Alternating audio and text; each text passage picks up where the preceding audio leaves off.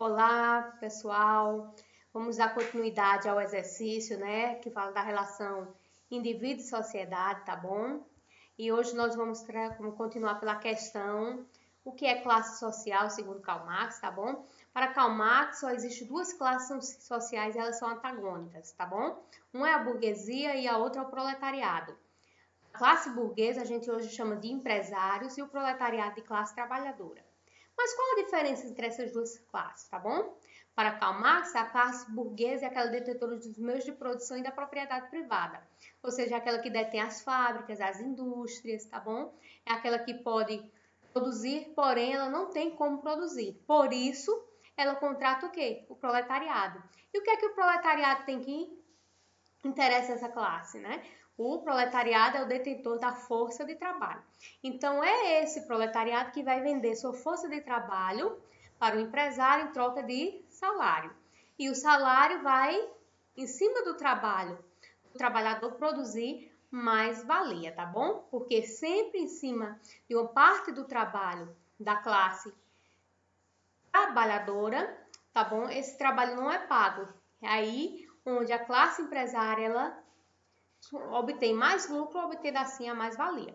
Então, como ficaria o conceito de classe social segundo Karl Marx? O conceito de classe social para Marx é uma estrutura a partir de duas classes antagônicas. Uma tem os meios de produção e, por isso, tem o poder de explorar, que seria a burguesia. Já a outra precisa vender sua força de trabalho e, por isso, é explorada, que é o proletariado, tá bom? Para Marx, a classe burguesa se apropria de uma parte do trabalho que não é paga do proletariado, gerando assim o lucro, a mais-valia, tá bom? Esse é o conceito de classe social. Dando continuidade à nossa próxima questão, por que o alemão Norbert Elias, porque para ele a dicotomia entre indivíduo e sociedade não é suficiente para compreender a sociedade contemporânea? O Norbert Elias, esse senhor aqui da foto, tá bem? E esses daí são os livros que ele fez, que ele veio discutir um pouco sobre isso, que ele chama de O Processo Civilizador, volume 1 e 2. Magníficos os livros, tá bom? Então, por que para Norbert Elias, tá certo? Essa teoria que se refere aos conceitos de indivíduo e sociedade como antagônicos não é suficiente mais para compreendermos a sociedade hoje, atualmente, no período que nós estamos hoje, que a gente chama de contemporaneidade, tá bom?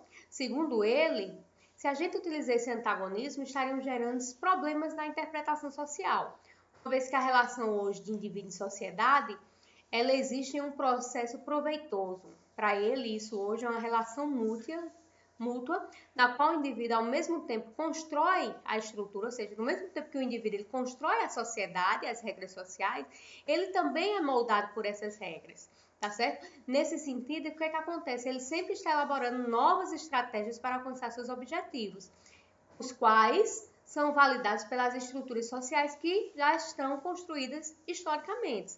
Ou seja, é um processo, queira ou não, que ele não é estático, ele tem movimento, tá bom? Toda hora o indivíduo está mudando as regras sociais e ao mesmo tempo ele está sendo modificado por ela, tá bom? Então pensar essa relação como o Durkheim pensava que a sociedade se sobrepõe ao indivíduo, ou como o Weber pensava que o indivíduo é quem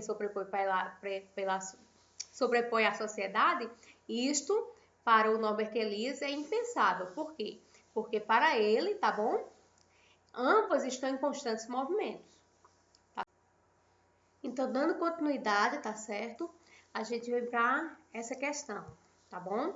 Porque Anthony Giddens afirma que os agentes, os indivíduos, são influenciados e ao mesmo tempo que recriam suas estruturas sociais, né? O Giddens, esse senhor aí da foto, tá bem? Ele compartilha as mesmas ideias que o Norbert Elias. Eles têm ideias bem parecidas, né? Então, o Giddens, o que é que ele faz? Ele afirma que a interpretação da relação indivíduo e sociedade são partes inseparáveis da mesma realidade. Essa realidade que ocorre aqui, que a gente está vivendo, ela está o quê? Nela está imersa, certo? Tanto as relações dos indivíduos, ou seja, quando os indivíduos são influenciados pelas estruturas sociais do seu cotidiano, tá bem? E também está dentro dessa mesma realidade, como essas estruturas são criadas pelos indivíduos, tá bom? E aí ele diz, ou seja, os indivíduos são influenciados pelas estruturas sociais, sim, do seu cotidiano, e ao mesmo tempo também o que é que acontece? Esse indivíduo ele recria novas estruturas. As estruturas elas não são estáticas, elas estão em constante movimento, tá certo? E aí, para isso, o que é que ocorre? Ocorre um processo de reflexão da própria prática do indivíduo. Isso não ocorre simplesmente por ocorrer. O indivíduo ele começa a pensar, né? Como a gente até que muitas vezes coloca em sala de aula. Muitas leis se alteram por quê? Porque hoje em dia a nossa sociedade não tem a mesma concepção de antigamente, né? Então os indivíduos começam a pensar sobre essas estruturas, eles modificam as estruturas e ao mesmo tempo são modificados por ela, tá bom? E aí a gente continua com a questão sobre o conceito de regulações coletivas do Richard Sennett, tá bom? Que é esse senhor aí da foto, né? Para o Richard Sennett, a regulação coletiva consiste na ideia de que marcas, ou seja, potências econômicas, regulam a ação humana nos campos da política e do consumo. Ou seja, as ações dos indivíduos hoje, de certa forma, elas são influenciadas do quê? Por certas ações, né? Seja econômico ou político, ou seja, o que é que acontece? Podemos ver hoje, muita gente começa a seguir os políticos atuais, tá bom? Ou então consumir um produto que passa na televisão, por quê? Por simplesmente achar que precisam, ou seja, essas ideias colocadas, elas estão regulando o quê? As atividades humanas, a ação humana. Então, nessa direção, quer dizer que o quê? Que nosso sistema capitalista, tá bom? Impõe certos padrões aos indivíduos, né? Na prática, isso ocorre o quê? Através da ideologia. Certos indivíduos não são forçados a agir de determinada maneira. Você não é forçado a comprar sua roupa de marca, a comprar seu celular melhor, a querer ter um iPhone, né? De certa forma, isso o quê? Isso ocorre porque existe algo chamado ideologia que ela vai agir na sua ação através de quê? Através do que a gente chama de convencimento, tá bom? Isso é o que o Richard Sennett vem falar sobre as regulações coletivas, tá bom? Já partindo para a nossa próxima questão, seria qual o conceito, né? Ou seja, o que é imaginação sociológica, de acordo com Charles Mills, não é isso? Segundo o próprio Charles Mills, ele coloca o seguinte, esse seguinte conceito de imaginação sociológica. Aprender a pensar sociologicamente, olhando, em outras palavras, de forma mais ampla, significa cultivar a imaginação. Estudar sociologia não pode ser apenas um processo rotineiro de adquirir conhecimento. Um sociólogo é alguém que é capaz de se libertar das imediaticidades das circunstâncias pessoais e apresentar as coisas num contexto bem mais amplo. O que é que ele quis dizer com isso? Né? Que, acima de tudo, nós devemos fazer o quê? Devemos nos afastar das nossas rotinas, daquilo que a gente acredita como certo, das nossas ideologias, para que a gente possa observar o quê? O todo, né? E dessa forma, o que é que acontece? A gente começa a utilizar o que ele vem chamar de imaginação sociológica, né? Que ele criou esse livrinho aí, ó. Essa daí é a quarta edição, tá certo? Aí do lado, esse daqui é o Mills, tá vendo, ó? Tá bem? E ele vem dizer, né? Que seria importante a gente fazer isso, por quê? Porque nesse momento a gente se livra de juízos de valor, de influências do senso comum, tá bom? E aí a gente consegue perceber as coisas numa maior totalidade, tá bom, gente? E aí a gente vai para a nossa próxima questão, né? Como o José Maurício Domingues compreende a sociabilidade moderna, né? O Domingues é esse senhor aí da foto, né? Tá bom? E aí, para Domingues, a sociabilidade moderna, né? Acontece no meio urbano, ou seja, no campo não existe, né? Para ele acontece somente no meio urbano. Por quê? Porque é lá onde as interações indivíduo e sociedade se desenvolvem entre identidades pessoais e identidades coletivas, tá certo?